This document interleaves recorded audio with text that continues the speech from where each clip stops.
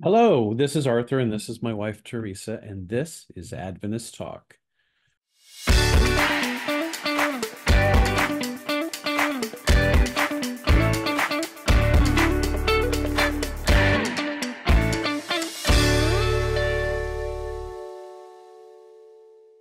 This is the movie review number two. It's the second The hopeful. installment of the movie The Hopeful that was done by the Seventh-day Adventists. And this particular half will have more to do with the Ellen White part of it. The first part was uh, more of the William Miller. William Miller and the founding time frame. Yeah, the Millerite Yeah, movement. right. Okay, well, we didn't have our hats on. I know. I We've been completely forgot about that. de-hatted. Yes. Well, anyway, so you want to start talking about this? I mean, I think there's still some general things we need to talk about It, because we didn't talk about the costumes or the yeah. screenplay. So, I mean, the look, listen, not just the costumes, just the look of their portrayal. So, if I was to just pick out costumes, I would say they weren't bad. They Oh, weren't they were bad. good. I thought they were pretty good. They look very authentic. It was a little too what I came up with a phrase in the movie. The whole the whole looking at the Unlived whole, in. yeah, it's like, yeah, exactly. Like it's not lived in, like it didn't feel authentic. It looked like when you go to a senior play in Yeah, and everything college is and perfect. everything's is just exactly perfect, and it's doesn't look I don't know, Natural. just didn't look natural. Yeah, That's it. it would have been dirtier if it Yeah. was real And I'm sure I'm not saying that they were dirty back then, but look lived in. it didn't look real. Yeah. Now I thought that they did a great job in the set, and I think they did it. But the one thing I thought was interesting is that it was obvious that Ellen White had makeup on. And obviously they wouldn't have worn makeup because she was very sickly. She was very pale and very sickly. And so she looked pretty robust there Right. in the in the movie. Yeah.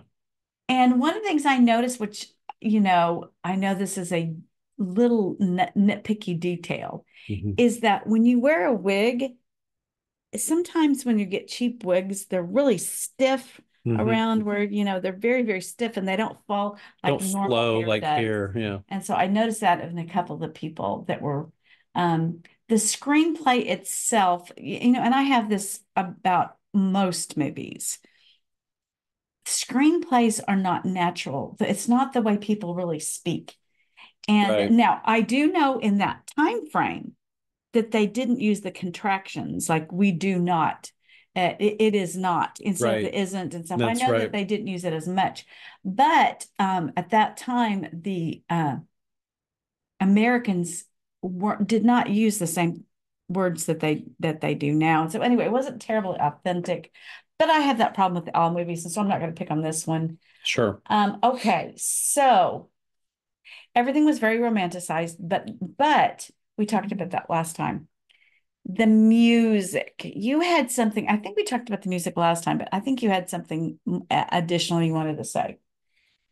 I don't remember what that would be. Let me think. The music to me, oh, I remember. Okay. The music to me, you look at the movie and the music did not jive with the movie.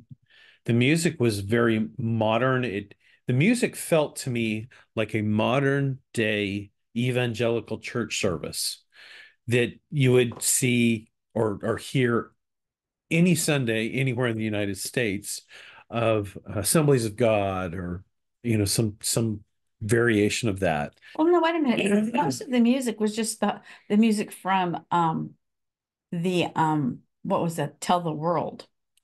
So are you talking about the new music they put in? I'm talking about any of the music that they Oh, used.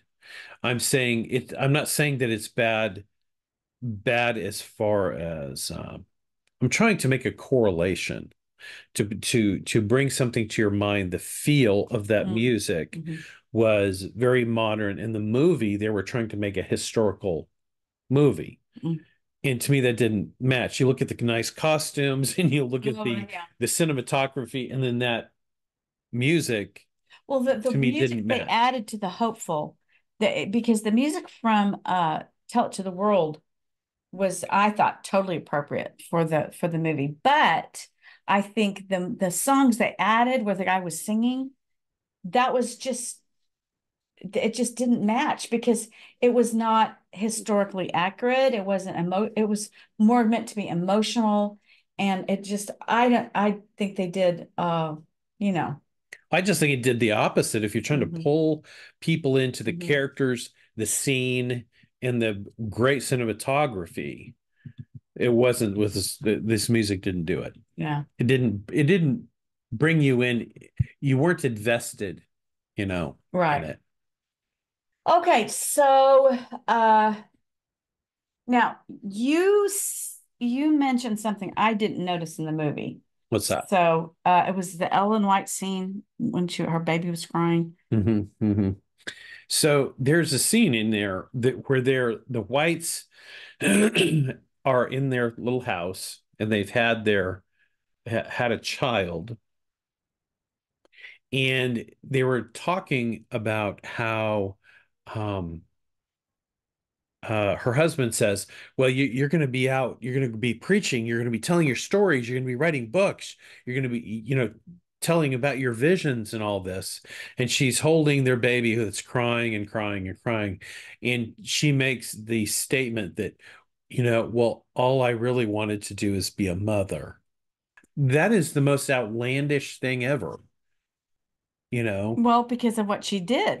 for what she did, and just her whole Yeah, but the why are you things saying that? she's the Because she ended up, go ahead. yeah, leaving her baby with the friends, like for almost, I think it was Long period, Edson or long whoever the time. person was, like a year or two or three. I mean, it was just horrible. She just, Yeah, her visions were more important yeah, to tell people than it was to take care of her children. yeah. And so I found that out horrible. Uh, I don't want to accuse anybody of just lying, but it was not good Mhm. to put that in there when you know anything about Ellen White, that wasn't her. She wasn't like this super motherly type of a Yeah. person, Oh, yeah. you If you know. read her letters to her children, Right. Well, that's what wow, I'm referring they to. were pretty brutal. And again, I want to mention that it does seem like throughout the entire film, women are pushing the men to do what they're supposed to be Yeah, doing. think about William Miller, like we were saying, how his wife was like, "You need to do this, you need to do this, you need to go," and William Miller didn't want to do it. I'm just a Yeah, farmer. I'm just a humble farmer. yeah. Yeah. And so the second half was all about this girl, Ellen White. So neither whites stood up and said they were Sabbath keepers, and all of a sudden they're keeping the Sabbath, Mm, which is strange. mm, It it kind of springs on the scene. There's no build up to it. There's no theological workup to it's just yeah, ta-da, yeah, we're Sabbath keepers. yeah. So we're going to go through a couple things, several things here of what the movie didn't show that is so important to this particular story that it's without it, then this story isn't the story that they're trying to Yeah. try. Well, in You the know, first one, we showed you all the newspaper clippings that showed that they didn't tell you the truth about the Great Disappointment and the right, aftermath.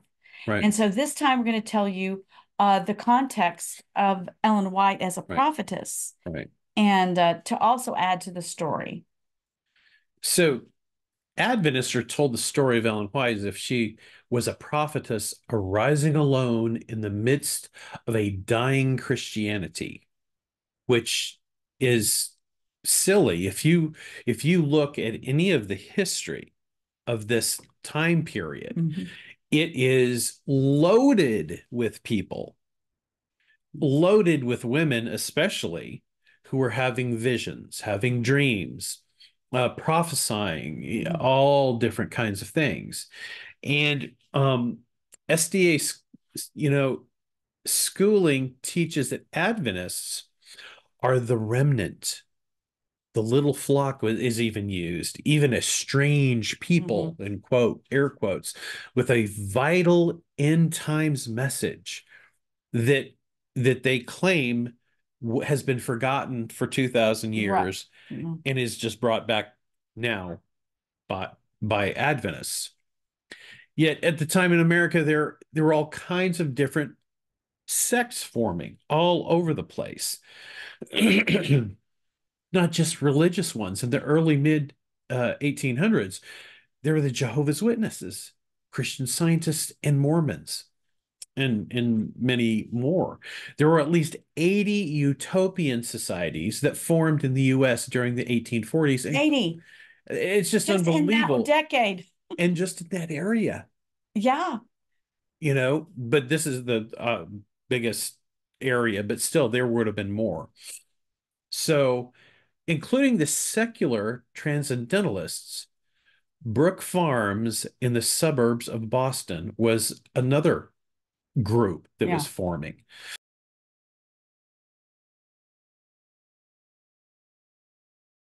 Fruitlands, another group, started by Louisa May Alcott's father and founded at Harvard, Massachusetts. Yeah. for goodness sake. Yeah. Members who lived at Fruitlands were forbidden to eat meat. Have you ever heard that one before? Consume stimulants, cigarettes, cigars, Pepper. I pepper, don't know if pepper was tea, part of it. but anything that was a stimulant, or drink anything but water. Eventually, they required celibacy, even among married people, and they advocated for equality of the sexes. So you would think right off the bat that it would dawn on them, our little utopia is going to disappear. If you're not going to have children, how are you going to keep the Yeah. utopia going? Yeah, that seems to be a theme in Christian history where these sects break off from Christianity. They create little groups that require celibacy. You Right. know, a lot of the people don't realize. Now, I don't think it was the Waldensians, but the Cathars and the Right. Albigensians, I think those two were the ones that required celibacy, like no sex whatsoever. And the biggest thing was no procreating. They thought the world was bad and you don't procreate. And so now they get mixed up. And see, this is what's happened is Catholics will lump Waldensians, Albigensians, and the Cathars all together because what they did was they pulled together because they were small groups and they felt like they were being treated badly by the French Catholics. And so they would all pull together. And so a lot of the people at that time, um, they they misunderstood which one was which. They didn't know them well enough to go, oh, that's the Cathars, not the Waldensians. And so they got a horrible reputation for like requiring them not having children. And they did weird things to keep from having children. So anyway, there was just a little bit of history for you. But Sure. yeah, but this whole idea of celibacy, you know, Right. this you can't that sex is bad, it's just constantly coming up in Christian Well, history. what's strange, and there was one more I was going to say, is that the new harmony started for modernists who wanted to be immersed, get this, in science and philosophy. Yeah, So if you look at science and philosophy, they're never going to say, "Hey, don't have any children." yeah, that's Because true. science is going to say, wait a second, to perpetuate the Yeah, species, you have to, it's just unbelievable, yeah, really. Unbelievable. You could say science and philosophy. It's totally unphilosophical and it's totally unscientific. yeah. Okay, so now we've got the Oneida Company that's in New York, and a lot of people have heard of the Oneida um, Company because it's just interesting, and plus they're the ones that made the silverware. You know, because I Ah, just have some yes. Oneida silverware. Mhm. Okay, and that was out of New York. Now, the people that joined this particularly weird cult clearly understood this was a place that was experimenting with complex marriages, where all the adults who lived in this compound were considered themselves to be married to everybody else in the group. All the adults were married to each other. Monogamy was considered repugnant. But don't get the wrong impression. This group believed in eugenics, and a committee made a scientific decision who could mate with whom to create the best offspring. So I guess that kind of tells you when in culture now they talk about being scientific, sometimes it doesn't have a whole very Yeah, the meaning. They just use the terms and they were yeah, not being scientific at all. yeah. And no other sexual relations were allowed other than for procreations for these specific children, these Ubermensch children, I guess. Yeah. Once a child was weaned, the entire community was considered the parents and assumed responsibility for all the children. Okay, and another group, even the Shakers didn't necessarily start at this time. They started earlier. There was a group of them that came to America during this time, and they actually became very popular in the 1800s in America. They also were strict celibates, relying on proselytizing for new members. Now, and they also followed a neo-communist type economics. They all lived together. And now, why? Why was this all happening in America? Well, this was the culture at that time. God was no longer considered the exclusive property of organized churches. America was founded on the principles of Protestant individualism and the freedom to find your own truth in your own way. This led to a polarization between a radical rejection of secular schooling to the very opposite of the idolatry of science and education. Individuals could break from the church and experience exciting religious adventures with the Bible in themselves. And we see William Miller as, an example of this. Many illiterate, itinerant preachers on horseback rode through the distant areas, bringing their plain spoken religious beliefs to the people. And of these, some were either self appointed preachers or given pastoral credentials by sects of Christians almost unknown of today, such as the Christian Connection. And a lot of the people that were Millerites were ordained in the Christian Connection. And that's how they got their preaching credentials.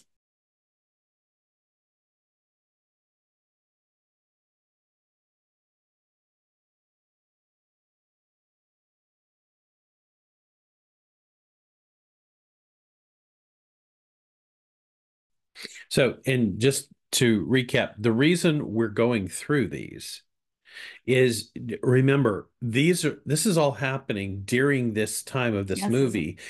Why it's so important to know this and bring this about is to have any kind of accuracy mm-hmm. in the movie. You would have to have something about this because the movie, Ellen White wasn't just this one voice in the wilderness. Yeah. She was among all these people we're telling you about who were huge in the society at this time. Mm-hmm.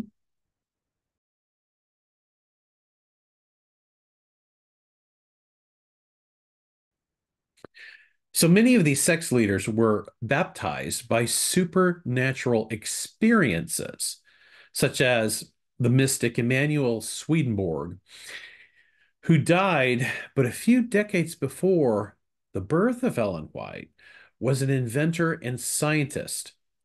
In 1744, 100 years before the Great Disappointment, he claimed to have been given a revelation by Christ, who told him to write the heavenly doctrine to reform Christianity. He claimed he often spoke with angels. Have you heard that before? And publishing his visions. Have you heard that one before? And predictions. The Lord was called, excuse me, the Lord has called me to a holy office. That's what he wrote. Right. Yeah. That's a quote. The Lord has called me to a holy office. He opened my sight to the view of the spiritual world and granted me to the privilege of conversing with spirits and angels. Where have you heard that one Mhm. before? Ellen White was always talking with angels Right. about it, you know. Among the prophetic voices of that time was that of a young naval officer, Richard Brothers. Brothers immersed himself in Bible study and preached powerful sermons on uh, his apocalyptic visions with warnings of the day of doom. He believed that the second coming of the Lord was at hand. If you think about it, oh, these are interchangeable almost directly with things that Ellen White was saying at the same time. Yeah.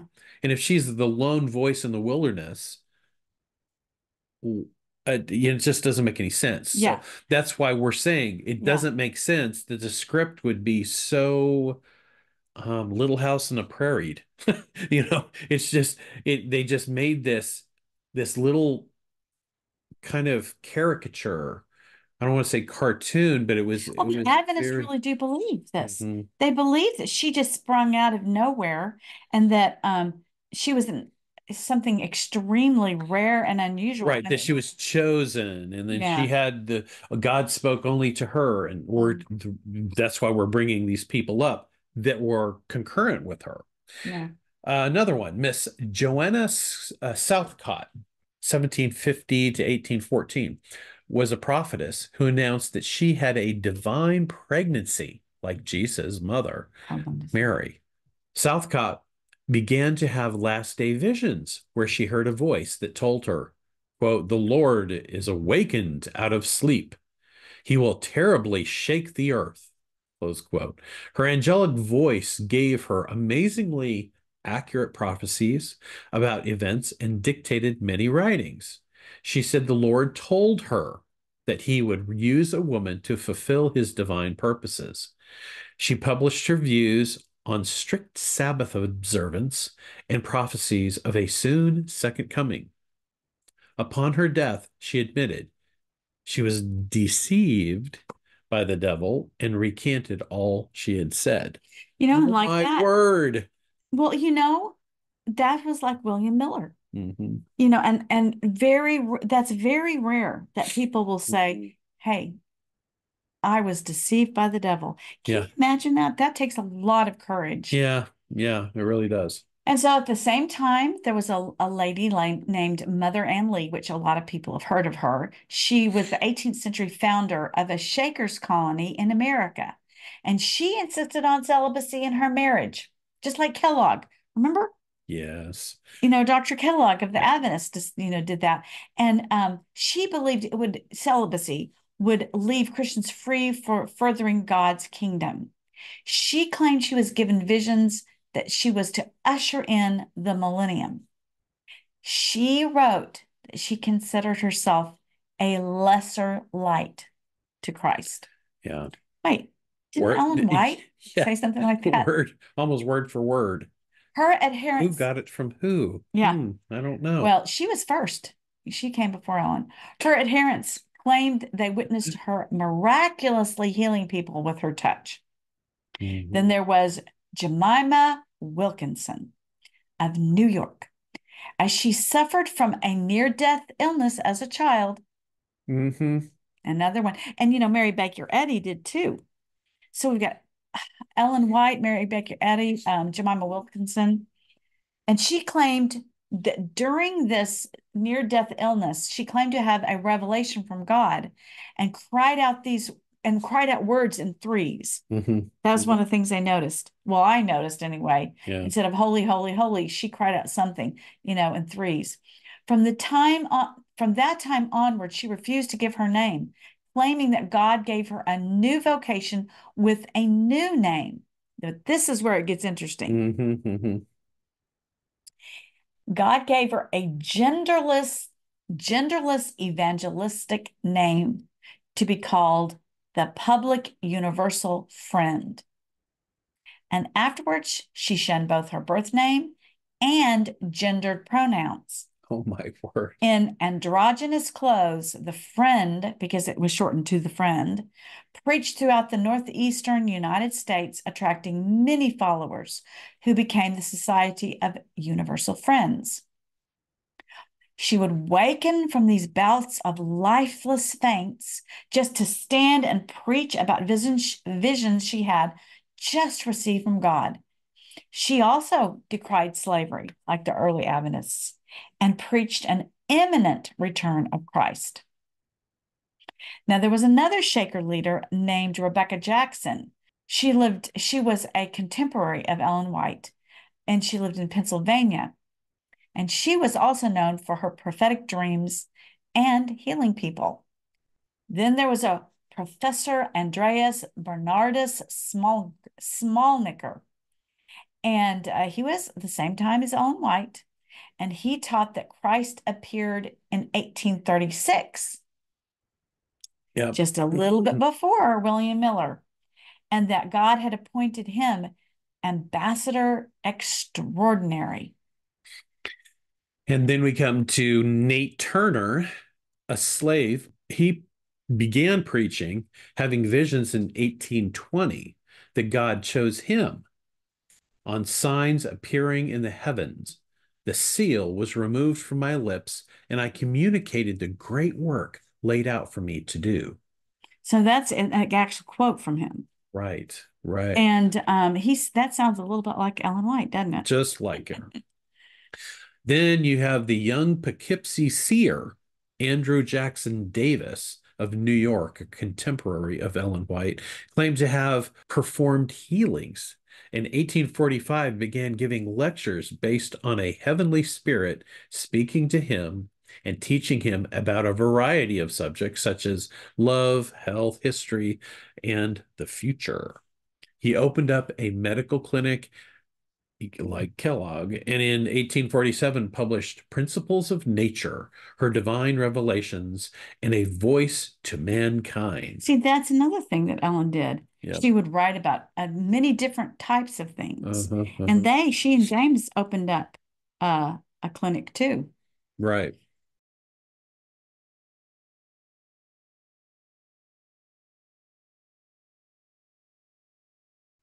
Then we have George Rapp, 1757 to 1847. In 1791, George Rapp said, I am a prophet, and I am called to be one. A 33-year-old German farmer, he announced that the kingdom of God was near. He moved to Pennsylvania in 1804, buying a tract of land he called Harmony, and called everyone to sign over to him his or her earthly possessions. Rapp and his followers, the Harmonites, believed Christ. That sounds like Ellen White. Yes. The Harmons. Yeah, that's right. Believed Christ would return in their lifetime, September 15, 1829, in fact. They were nonviolent pacifists, like the Adventists, refused to serve in the military, like the Adventists, and tried to live by George Rapp's philosophy and literal interpretations of the New Testament. On his deathbed, his last words were, If I did not so fully believe that the Lord has designated me to place our society before his presence in the land of Canaan, I would consider this my last. Then we have John Alexander Dowie, an Australian immigrant to California, where he created a mail he created a mail order faith healings company and fled to Chicago when he lost a fraud suit. There he rented a property next to to the 1893 World's Fair, where he put up shows of faith healings. While many of the healings were fraudulent, enough people were fooled, and he became a preacher for large crowds at Chicago's Central Music Hall. Founder of Zion City, Dowie also built a huge tabernacle where worshipers could buy a nearby residence. He opened Zion Junior School, Zion College, Zion Printing, and the Zion Hall of 70s.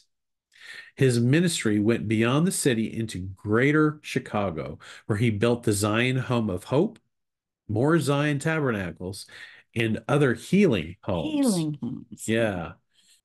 His teaching spread through evangelists and publications across the US and around the world.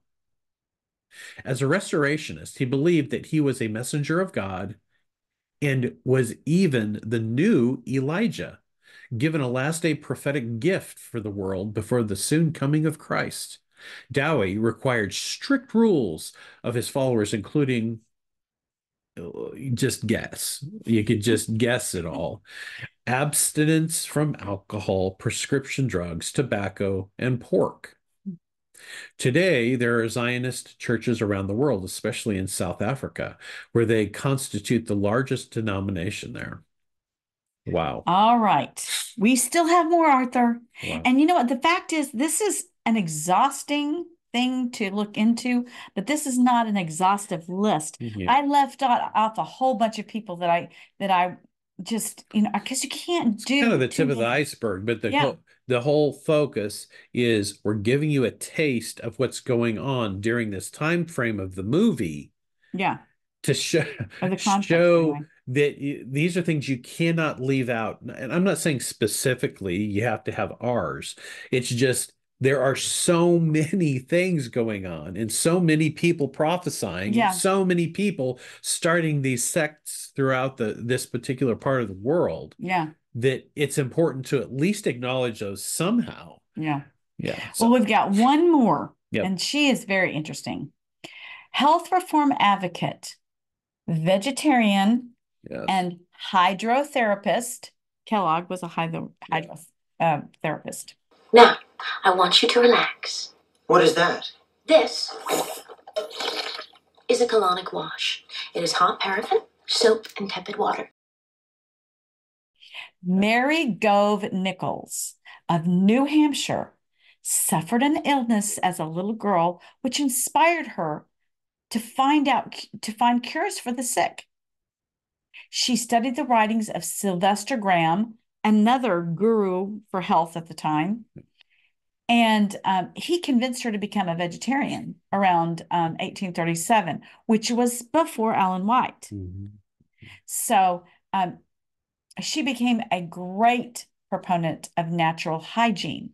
After claims of her success of healing people with health reform and hydrotherapy, and stories circulated that Nichols was speaking to supernatural entities in seances to discover this. But really, I think it was more just Sylvester Graham. Right. But Right. anyway, she was invited to lecture to large audiences of women. She recommended that women exercise daily, breathe fresh air, shower with cold water, avoid the fashionable tight-laced corsets of the day. Again, who does that sound like? That's And right. abstain from coffee and meat. Yeah. She opened up a school of health and is considered by her followers as the first woman in America to lecture on health topics such as vegetarianism, prevention of sickness, and she claimed cancer could be cured with a vegetarian diet. So we took the time to give you a list of some of these people that kind of gave Ellen White a run for her money as far as being a lone prophetess. Mm-hmm. And so you can see how common the Ellen Whites were of her day. Now, just to finish out, which would you recommend if any Adventist or anybody would ask you, would you go tell them to see the hopeful or see the original Tell the World? This really doesn't have anything to do with what we just said, but it's just I don't know. I don't this see that much aside. difference in the two, but I mean, probably Tell the World. Well, I do too. Because okay, if the story that they're trying to tell, it Right. told it better, more thoroughly, and I liked it better. Right. Even if the story is mostly myth. You know what I mean? Yeah. And what happened wasn't myth. It was what the point of is Right. now what they were trying to tell the audience. Right. So okay. So Mhm. I want to end up with this thought. Um, Adventists, I'm trying to say this in a way that's not going to totally insult you, but everything we haven't mean to insult you, but what you're not understanding is how this movie comes across to the general public. It is not what you think it is. Um, can you think of a better way of saying it?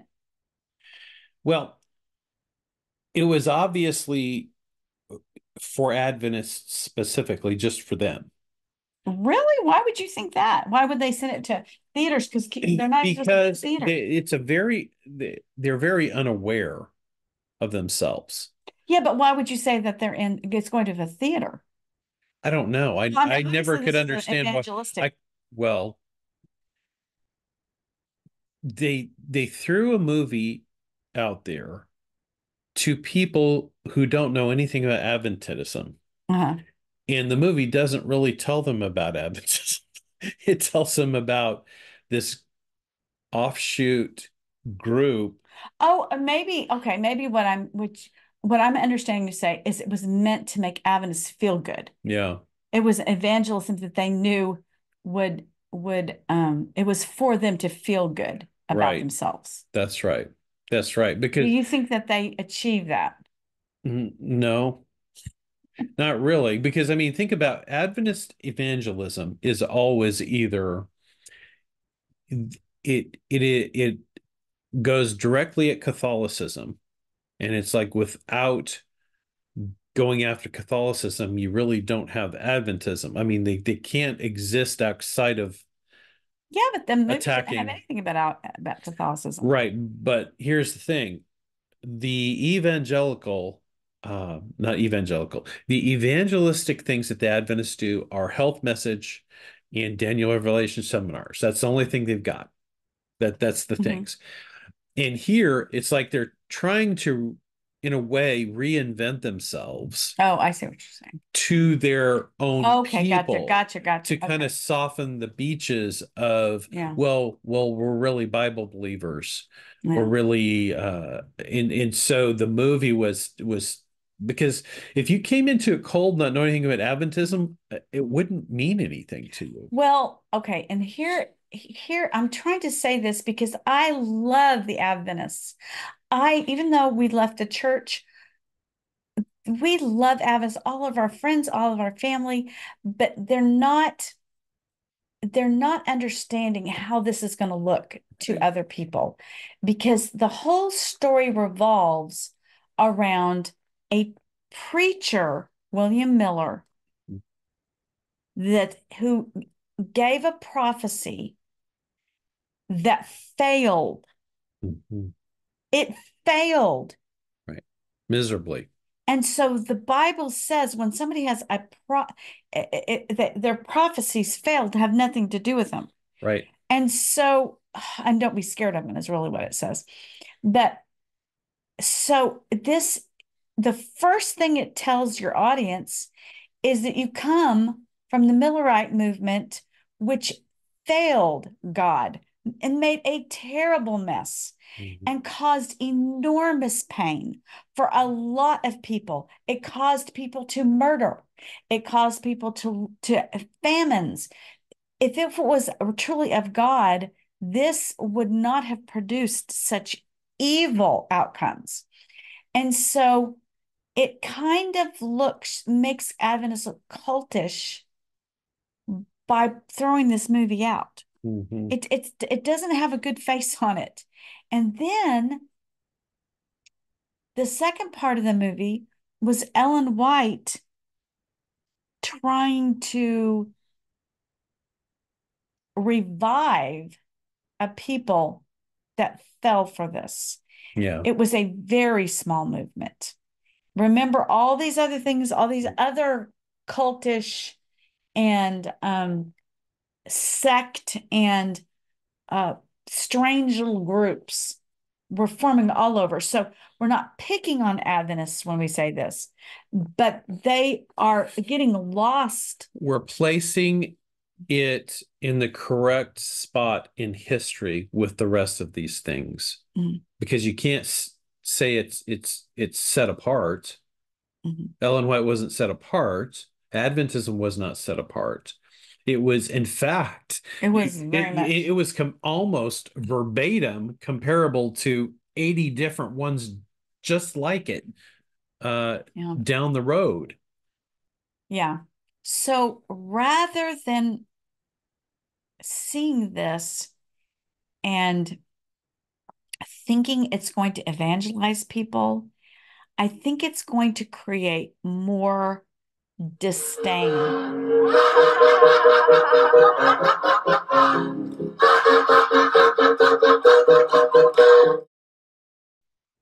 You're actually creating more people going, what? That's how the we thought they just were evangelicals who kept Sabbath. Right. To find out that you were from this group is going to take you further from being mainstream. Right. I know. And I like Ted Wilson. I really do. And I loved Doug Batchelor. But they're living in a dream world if they feel like this is a good story to be promoting. There's Dr. Kellogg. A sample of your stool, please. Here. Because it just makes them look. Yeah. What's a good word? Because I don't think cult is a good word. I don't think that's a good word to use. It's just going to make them feel. I just think they don't understand. They don't get. They just don't get it. How they are viewed. Yeah. Because they put all their eggs into Daniel Revelation seminars and the health message as if nothing else matters. And it does, and people will know that. One should never, ever interrupt one's desire to defecate. Meat eater, sir, is drowning in a tide of gore. Eat it and die. Smoking. Liver is the only thing standing between the smoker and death.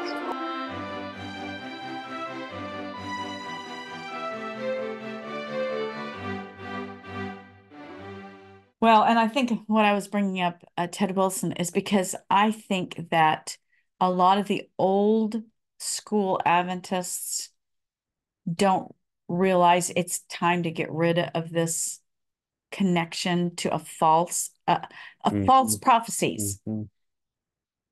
Don't continue bragging or putting out that you're connected with false prophecies or false prophets in general. Yeah. That's anyway. Right. That's right. That is our movie review.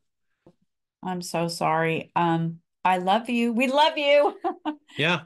I hope I wish they would make another one and just be, accurate. Yeah. Thank you for listening, though. And please come back for more of Adventist Talk. God bless. God bless.